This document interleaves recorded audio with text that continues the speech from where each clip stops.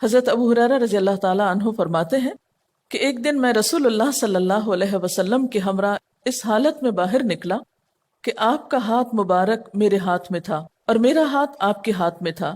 آپ کا گزر ایک شکستہ حال اور پریشان شخص کے پاس سے ہوا، یعنی بہت ہی تکلیف میں تھا وہ شخص۔ آپ نے اس سے پوچھا کہ کیا بات ہے، کیوں پریشان ہو؟ اس نے عرض کیا، اے اللہ کے رسول صلی اللہ علیہ وسلم، بیماری ہے، تنگ دستی ہے، اس کی وجہ سے یہ حال ہو گیا ہے۔ اب دیکھیں کہ بیماری بذات خود بھی ایک تکلیف دہ چیز ہے، اور کہاں یہ کہ اس پر انسان کے پاس علاج کے پیسے بھی نہ ہوں، تو پھر حال کیا ہو سکتا ہے؟ تو آپ صلی اللہ علیہ وسلم نے فرمایا، کیا میں تجھے ایسے کلمات نہ بتاؤں جن کے پڑھنے سے تیری بیماری اور تنگ دستی دور ہو جائے گی؟ تو اس نے عرض کی، علمنی یا رسول اللہ، کہ اے اللہ کے رسول صلی اللہ علیہ وسلم، مجھے ضرور وہ کلمات آپ سکھا دیجئے۔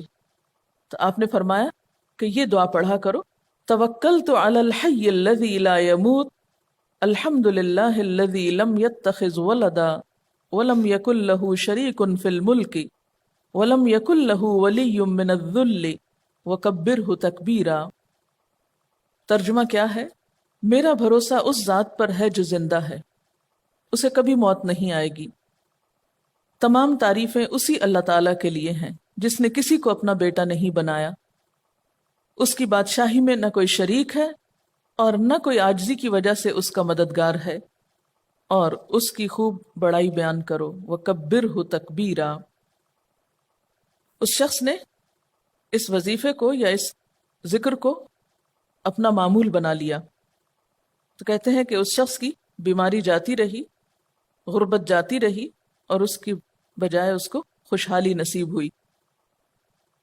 اور حضرت ابو ہریرہ رضی اللہ تعالیٰ عنہ جو تھے، وہ بھی سن رہے تھے اس کلمے کو، تو انہوں نے بھی سن کر اس کو پڑھنا شروع کر دیا۔